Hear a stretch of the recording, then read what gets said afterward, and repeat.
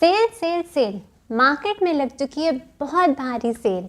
अगर आप इस डिस्काउंट का मज़ा उठाना चाहते हैं तो आपके लिए बहुत अच्छी अपॉर्चुनिटी रह सकती है स्टॉक्स या म्यूचुअल फंड सस्ते में लेने के लिए। अब हर म्यूचुअल फंड में, हर स्टॉक्स में, मतलब बारिंग अ फ्यू, जनरली बहुत अच्छी करेक्शन या डिप हमें मार्केट में देखने मिल रहा है। अब यहाँ से बहुत बड़ा पैसा बन सकता है प्रोवाइडेड आप म्यूचुअल फंड्स या स्टॉक में से एग्जिट ना करें। तो आपको खाली एक काम करना है, बने रहना है। अगर आपकी एसआईपी है आप उनको कंटिन्यू रखिए, अगर आपके पास कोई लमसम इन्वेस्टमेंट है तो उसको चलाएं, और अगर आपको फर्दर इन्वेस्ट करना है तो स्टैगर्ड मैनर में धीरे धीरे इंस्टॉलमेंट्स में आप इन्वेस्ट कर सकते हैं। अब आप अगर म्यूचुअल फंड्स ले रहे हैं तो अक्यूमुलेट तो आप करते रहिए, मगर ये भी जान लीजिए कि 2025 जो है वो कैसा रह सकता है।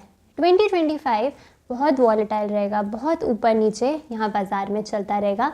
बिल्कुल भी आप इसको 2024 की तरह या 2023 की तरह मत समझ लेना कि पैसा बहुत आसानी से बनेगा। कहीं भी किसी भी म्यूचुअल फंड को ले लिया, किसी भी स्टॉक को ले लिया तो पैसा आसानी से बन जाएगा, ऐसा नहीं होगा। आपको बहुत सिलेक्टेड स्टॉक म्यूचुअल फंड्स लेने पड़ेंगे। सिलेक्टिवली आप आइए, अपनी रिसर्च करिए, अपना एनालिसिस कीजिए, कन्विक्शन के साथ अच्छे से आप पैसे लगाइए और आपके पैसे ज़रूर बनेंगे विदाउट एनी टेंशन। अब इस सेल को जो मार्केट में लगी है इसको प्रीमियम पे कैसे ले जाया जाएगा, मतलब स्टॉक मार्केट यहाँ से रॉकेट की तरह भागेगी कैसे, क्या चीज़ है जो मार्केट को ऊपर लेके जाएगी और हमें अच्छे फ़ायदे देखने मिलेंगे। So budget, good budget, budget में जो चीज़ें भी होंगी, अगर किसी तरीके से हमारी कंजम्पशन जो है वो बढ़े, किसी तरीके से लोगों के हाथ में पैसा अगर बचता है वो खर्चा करेंगे, कंपनी की ग्रोथ बेहतर होगी, इस तरीके से कंपनी अच्छे नंबर पब्लिश कर सकती है। Okay, rate cut, rate cut में क्या होगा?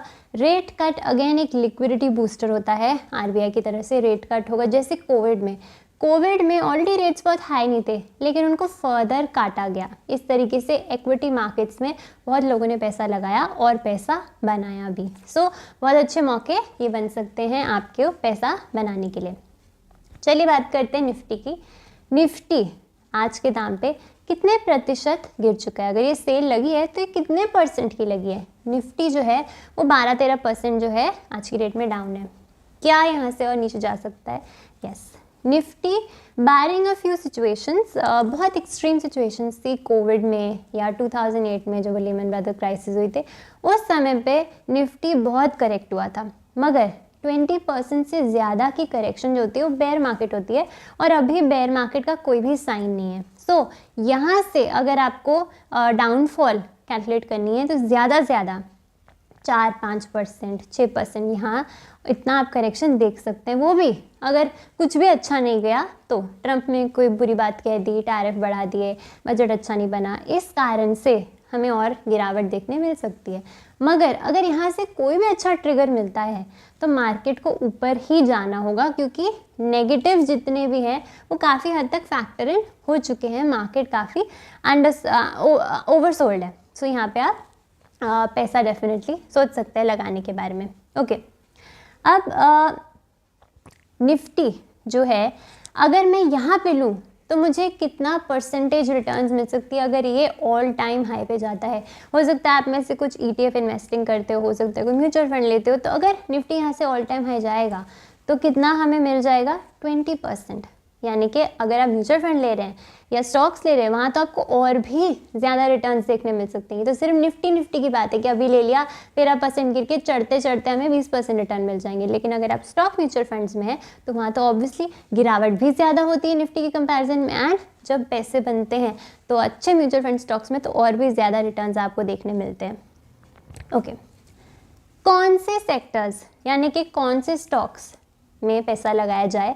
अभी अब आप पूछ रहे हैं कि लमसम कर सकते हैं, पैसा लगा सकते हैं, तो कहाँ लगाना है, कौन से सेक्टर्स में लगाना है? जस्ट अ डिस्क्लेमर, ये वीडियो सिर्फ और सिर्फ एजुकेशनल पर्पस के लिए बन रही है, बिल्कुल भी कोई रिकमेंडेशन नहीं है। लेकिन हर कोई फोरकास्टिंग तो कर सकता है, स्पेकुलेट तो कर सकता है, फ्यूचर को प्रिडिक्ट हर कोई ही करता है कि क्या हो सकता है, and obviously her cheese fact driven है। जो मैं आपको बोल रही हूँ फैक्ट बेस्ड है, कुछ भी ऐसे नहीं कि कोई लिंक नहीं बैठ रहा, कोई रिलेशन नहीं है इस बात का जो मैं यहाँ से कहने वाली हूँ। सो अब मान लेते हैं आरबीआई ने रेट कट कर लिया और फ्यूचर गाइडेंस भी अच्छी थी कि हाँ हम काफ़ी रेट काटेंगे जब तक इकोनॉमी बैक ऑन ट्रैक नहीं आती जीडीपी को बूस्ट करने के लिए। तो कौन सा सेक्टर अच्छा कर सकता है? बैंक्स अच्छे करेंगे, एनबीएफसीज अच्छा करेंगे, ठीक है। ये लेंडिंग वाली कंपनी जो लेन देन करती है इनको बहुत अच्छा फ़र्क पड़ेगा। अभी क्यों नहीं अच्छा करे ये लोग? अभी इसीलिए अच्छा नहीं करे क्योंकि इनका जो पैसे कमाने का सिस्टम है वो गड़बड़ हो गया है। क्यों? इंटरेस्ट रेट जो है वो काफ़ी हाई चल रहे हैं। इससे क्या होता है, जितने भी लोग इनसे लोन लेते हैं एनबीएफसी या बैंक से, वो कम लेंगे क्योंकि इंटरेस्ट रेट बहुत ज़्यादा है। मैं बोलूँगी मैं चलो 6 महीने डिले कर देती हूँ, साल डिले कर देती हूँ, मैं क्यों अभी सामान लूँ लोन पे, क्योंकि अभी इंटरेस्ट रेट तो बहुत हाई है। अगर ये इंटरेस्ट रेट घटता है तो ज़्यादा लोग जो है वो लोन लेने आएंगे इनसे। सेकेंडली इनका लोन जो रेट है डेफिनेटली कम होगा। अच्छा, एक और चीज़ इनकी बहुत इंपॉर्टेंट होती है, एनपीएस, कितने लोग वो लोन वापस कर पाते हैं। अगर इंटरेस्ट रेट ज़्यादा है तो ऑब्वियसली लोगों को डिफ़िकल्टी हो रही है वो लोन वापस करने में। अगर इंटरेस्ट रेट घटेगा तो ऑब्वियसली जो रेट चल रहा होगा उस पे ही उनको वापस करना होगा। So interest rate come, that means लोगों के हाथ में पैसा बच पाएगा और वो उस लोन को वापस कर पाएंगे। तो जो लोन पे डिफ़ॉल्ट हो रहे हैं वो कम होंगे, ज़्यादा लोग लोन लेंगे, तो इन सेक्टर को बहुत फ़ायदा मिल सकता है आगे चल के। दैट्स वाई अभी आप देखना कुछ कंपनीज जो हैं बैंकिंग से ही रिलेटेड बहुत अच्छे नंबर्स अभी से ही दे रहे हैं। तो जब रेट कट होगा तो और अच्छे आपको यहाँ पे ग्रोथ देखने मिलेंगे। बहुत सारे बैंक्स जो है वो बहुत टाइम से चले नहीं है, बहुत अच्छे रिटर्न्स नहीं दिए। NBFCs, Bajaj finance, Kotak Mahindra bank, HDFC, returns नहीं मिले बहुत लंबे टाइम से, लेकिन आगे चल के यहाँ पे रिटर्न्स देखने मिल सकते हैं। ओके, सो बैंक्स का प्रॉफिट डेफिनेटली यहाँ से बेहतर हो सकता है, ये एरिया और अच्छा कर सकता है, प्रोवाइडेड लोग खर्चा करें, लोन लें, पैसा बचाएं और हमारी पूरी साइकिल जो है इससे बेनिफिट कर सकती है। ओके, और कौन सा सेगमेंट है जो यहाँ पे अच्छा कर सकता है? सो ओके, फाइनेंशियल सर्विसेज जो है अभी तक बहुत पैसा बना के दे रहे थे, 4-5 गुना पैसा जो है कुछ स्टॉक्स में होता दिखा है। बीएसई, सीडीएसएल, जितनी भी एसेट मैनेजमेंट कंपनीज है बहुत पैसा बना के दिया इन्होंने। लेकिन अभी क्या हो रहा है, करेक्शन हो रही है इनमें, मैसिव करेक्शन चल रही है। क्यों?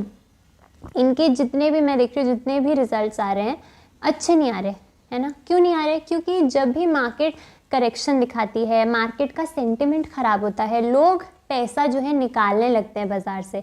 इस तरीके से आपकी जो डिपॉजिटरीज होंगी जैसे सीडीएसएल, एनएसडीएल या आपके जो एक्सचेंजेस होंगे उनके पास इतना पैसा नहीं बनेगा। एफएनओ एक्टिविटीज़ कम हो जाती हैं, तो एफएनओ एक्टिविटी कम हो जाएगी तो आपके एक्सचेंजेस जो है पैसा नहीं कमा पाएंगे। लोग स्टॉक्स लेने की जगह, म्यूचुअल फंड लेने की जगह वहाँ से एसआईपी कम कर रहे हैं, रिड्यूस कर रहे हैं, हटा रहे हैं पैसा। तो फिर कैम्स के एफएनई कैसे अच्छा करेंगे, कैसे इतने अच्छे नंबर देंगे? तो इनको लेने का बेस्ट समय क्या होता है? यही होता है। अगर आप इनको मिस कर चुके थे 2023-24 में, आपने इनकी रैली मिस आउट कर दी, तो अब ये अच्छे दाम पे मिल रहे हैं। मैं ये नहीं बोल रही कि यहाँ से और नहीं गिरेंगे, कुछ 6-7 महीने यहाँ से इनके लिए थोड़े पेनफुल रह सकते हैं। मार्केट में जो गिरावट है डेफिनेटली थोड़ी और बढ़ सकती है, इस कारण से ये और गिरेंगे क्योंकि पूरा लूप है। अगर फॉरेन इकोनॉमी अच्छी करेगी, इंडिया के लिए अच्छे अपॉर्चुनिटी क्रिएट करेगी, इंडियन कंपनीज बेनिफिट करेंगे, इंडियन कंपनीज बेनिफिट करेंगे, मार्केट में जितने भी शेयर्स हैं वो रैली करेंगे, लोग पैसा डालेंगे, लोग पैसा डालेंगे। रिटेलर अगर लिक्विडिटी इन्फ्यूज़ करेगा मार्केट के अंदर तो डेफिनेटली इन सारी जितनी भी एसेट मैनेजमेंट कंपनीज हैं, फाइनेंशियल सर्विसेज वाली कंपनी है, बहुत अच्छा परफॉर्म कर सकती है। सो यहाँ पे आपको मार्जिन जो है इनका इम्प्रूव करते दिखेगा, लेकिन अभी नहीं, अभी पेन है, अभी अपॉर्चुनिटी है इनको धीरे धीरे अक्यूमुलेट करने के लिए। ओके, चलते हैं, बात करते हैं हमारे सबसे इंपॉर्टेंट टॉपिक की तरफ, म्यूचुअल फंड्स, क्योंकि वहीं पे मैं ज़्यादातर वीडियो बनाती हूँ और आप लोग भी स्टॉक से ज़्यादा म्यूचुअल फंड्स में इन्वेस्टेड होंगे। सो म्यूचुअल फंड्स जो है अभी के टाइम पे अंडर परफॉर्म कर रहे हैं। क्यों? क्योंकि म्यूचुअल फंड्स क्या करते हैं, अच्छी कंपनीज, अच्छे स्टॉक्स को अपने अंदर अपने पोर्टफोलियो में रखते हैं, उसी से इनकी ग्रोथ भी आती है। तो अगर स्टॉक्स ही अच्छा परफॉर्म नहीं कर रहे हैं, स्टॉक्स में आपको अच्छी करेक्शन देखने मिल रही है, तो म्यूचुअल फंड में भी आपको करेक्शन देखने मिल रही होगी। लेकिन अगेन जो कॉन्सेप्ट स्टॉक्स के लिए वर्क करता है वो म्यूचुअल फंड्स के लिए वर्क करता है। सो म्यूचुअल फंड्स भी अंडर परफॉर्म कर रहे हैं, लेकिन अगेन इनको एक्यूमुलेट करने के लिए यहाँ पे अपॉर्चुनिटी है। सो आपको डेफिनेटली यहाँ करेक्शन पे अपॉर्चुनिटी देखनी है। अगर आप म्यूचुअल फंड्स या स्टॉक को किसी भी रीज़न से बेचना चाहते हैं, आपका विश्वास उठ गया मार्केट से, आप बोल रहे हैं मुझे म्यूचुअल फंड नहीं लेना, स्टॉक नहीं लेना, तो आप इनको कब बुक कीजिए, आप इनको कब लीजिए, आप इनको बुक तब कीजिए जब आपको टैक्स लॉस हार्वेस्टिंग करनी है।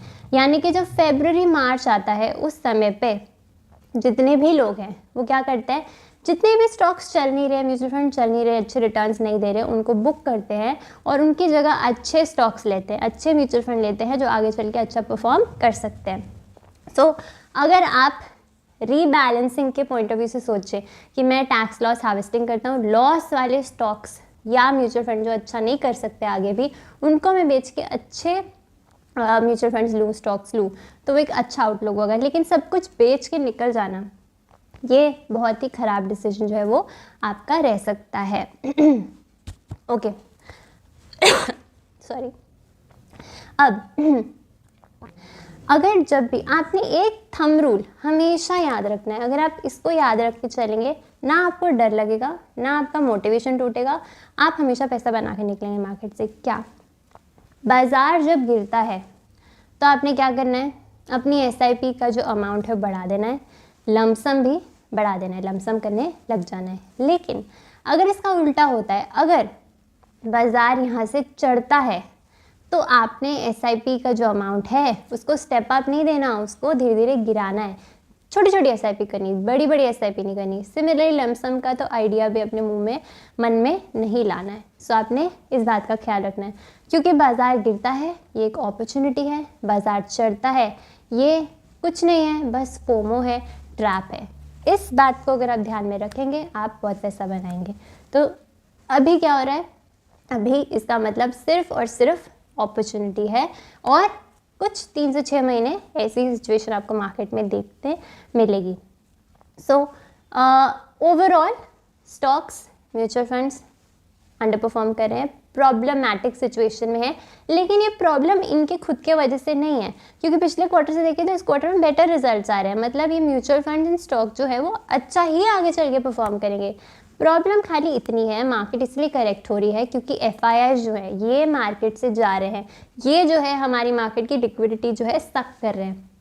सो जैसे ही हमारी इंडियन मार्केट उनको बेटर प्लेस्ड पोजिशनड लगेगी, जैसे उनको लगने लगेगा कि इंडियन मार्केट जो है अब अंडर वैल्यूड हो चुकी है, यहाँ पैसा डालेंगे तो ज़्यादा पैसा बनेगा एज़ कम्पेयर टू USA या चाइना, तो सिंपली वो वापस आ जाएंगे। उनको बस वो बिज़नेस के पर्सपेक्टिव से देखते हैं। अभी उनको लग रहा था इंडियन मार्केट में बबल हो चुका है या बहुत ज़्यादा ओवरबॉट थी या उनको अपनी कंट्री में ज़्यादा बेनिफिट दिख रहा था, छोड़ के जा रहे हैं, अभी भी जा रहे हैं, कुछ टाइम तक और जाएंगे। लेकिन जब उनको दिखने लगेगा कि हमारी कंपनी अच्छे मुनाफे दे रही है, एस्टिमेट्स को मीट कर रही है, अच्छे नंबर आ रहे हैं और फ्यूचर आउटलुक भी कंट्री का अच्छा है, तो डेफिनेटली FII भी आएगा। FII हर कंट्री से आएगा, अपनी कंट्री में ही लगाएगा, क्योंकि माने या ना माने India he fastest growing economy of the world है। हमारी GDP ग्रोथ को कोई भी आज तक या अभी तक मैच नहीं कर पा रहा है। सो यहाँ पे जिसको पैसा बनाना है उसको आना ही पड़ेगा और कोई ऑप्शन नहीं है। तो अगर वो लोग आएंगे, जब वो लोग आएंगे और आपने तब सोचा कि चलो FII अब आ गया है, मैं अब पैसा लगा दूँ, तब तक बहुत देर हो जाएगी, मार्केट ऑल टाइम हाई पे बैठ चुका होगा, क्योंकि वो आपको इन्विटेशन दे के नहीं आएंगे, वो आपको बताएंगे नहीं कि हम आ चुके हैं। धीरे धीरे उनकी बाइंग शुरू हो जाएगी एंड मार्केट ऊपर जाने लगेगा। So as a retail investor हमारे लिए एक ही काम बचता है, हमारे पास एक ही तरीका है कि जैसे ही मार्केट गिरती है, अंडर वैल्यूड होती रहती है, कंफर्टेबल पोजीशन पे आती है, जैसे कि मैंने आपको निफ्टी का P बताया कि 21 पे चल रहा है, अभी 20 तक आ जाए तो ये रेंज बहुत ही कंफर्टेबल हो जाती है खरीदारी करने के लिए। यहाँ पे आपके लिए बेस्ट अपॉर्चुनिटी बन सकती है।